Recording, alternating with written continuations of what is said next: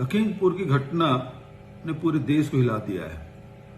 किसान आंदोलनरत थे और जिस बर्बरतापूर्वक उनकी हत्या की गई है, ये भारतीय जनता पार्टी की मानसिकता को उजागर करती है और इस घटना से द्रवित होकर प्रियंका जी सारे कार्यक्रम स्थगित करके लखीमपुर जा रही थी। उसे सीतापुर में रोका गया और जिस प्रकार से उनके साथ दुर्व्यवहार किया गया, मैन हैंडलिंग की गई, वो बेहद ही दुर्भाग्यजनक है और इस घटना की मैं निंदा करता हूं। इस देश में लोकतंत्र में जो मौलिक अधिकार है उसका भी हनन किया जा रहा है। बिना गिरफ्तारी वारंट के उसे रोका गया और उसके साथ बदतमीजी की गई, पुलिसिया गुंडागर्दी की गई, उसकी भी मैं निंदा करता हूं। धारा 144 लखीमपुर में लगा है, लेकिन लखनऊ भी जाने नहीं दिया जा रहा है। पंजाब के गृह मंत्री उसको लखनऊ उतरने नहीं दिया जा रहा है। मुझे लखनऊ जाने से रोका जा रहा है। तो क्या अब नागरिक अधिकार उत्तर प्रदेश में समाप्त हो गए हैं? क्या उत्तर प्रदेश जाने के लिए अब वीजा लगेगा? क्यों विपक्ष से भारतीय जनता पार्टी की सरकार डरी हुई है?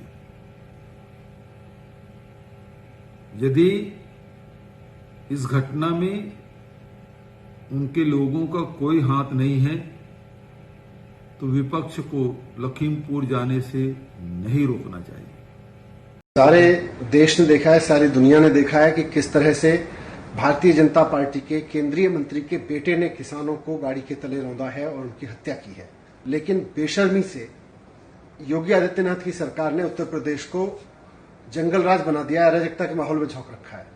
इनके लिए ना किसान कुछ है, ना आम आदमी कुछ है, जनता कुछ नहीं है। केवल और केवल अपने नेताओं को बचाना है और सारी की सारी भारतीय जनता पार्टी, योगी जी की सरकार और केंद्र की बीजेपी की सरकार कुल मिला के अपने नेता और उनके बेटे को बचाने में लगी हुई है। अब तक ना तो उसको गिरफ्तार किया गया है, ना उसके खिलाफ कार्रवाई की गई है, ना मंत्री जी के खिलाफ कार्रवाई की गई है। हमारी मांग है कि तुरंत उनके बेटे को, उस हत्यारे बेटे को जिसने किसानों की हत्या की है, उसको गिरफ्तार किया जाए और साथ साथ में मंत्री, क्योंकि वो पद का दुरुपयोग कर रहे हैं, उनको पद से हटाया जाए। भारतीय जनता पार्टी को अगर किसानों की और देश के लोगों की और इनकी जरा भी चिंता है, पूरे के पूरे उत्तर प्रदेश को अराजकता के माहौल में झोंक के सरकार नहीं चल सकती है। ये अत्याचार हो रहा है लोगों के ऊपर में। अगर विपक्ष के नेता वहां जाना चाह रहे हैं, संजय सिंह हमारे सांसद हैं, अगर पीड़ित परिवारों के साथ सांत्वना देने रात को वहां जा रहे हैं तो क्यों रोक दिया उनको? वहां उन्होंने क्या बिगाड़ा है? संजय सिंह को रात को 2:30 बजे से सड़क पर गिरफ्तार करके रखा हुआ है, बाकी विपक्ष के नेताओं को नहीं जाने दे रहे हैं। उत्तर प्रदेश में इमरजेंसी लगा दी है, लोगों की हत्या हो रही है, मंत्रियों के बेटे लोगों की हत्या कर रहे हैं और योगी सरकार इमरजेंसी लगा के विपक्ष के नेताओं को रोक रही है, विपक्ष के नेताओं को गिरफ्तार कर रही है। ये कैसी सरकार है? पूरे उत्तर प्रदेश में इन्होंने इमरजेंसी और अराजकता का जो माहौल बना रखा है ना, ये अनप्रेसिडेंटेड है। कभी ऐसा देखने को नहीं मिला जिस तरह का माहौल अभी योगी सरकार में देखने को मिल रहा है। हत्या हो गई किसानों की, उनके ऊपर गाड़ी चढ़ा दी बीजेपी के मंत्री के बेटे ने, मंत्री को अभी तक पद से नहीं हटाया, बेटे को अभी तक गिरफ्तार नहीं किया गया, विपक्ष को गिरफ्तार किया जा रहा है, विपक्ष को रोका जा रहा है। इमरजेंसी है क्या वहां पे?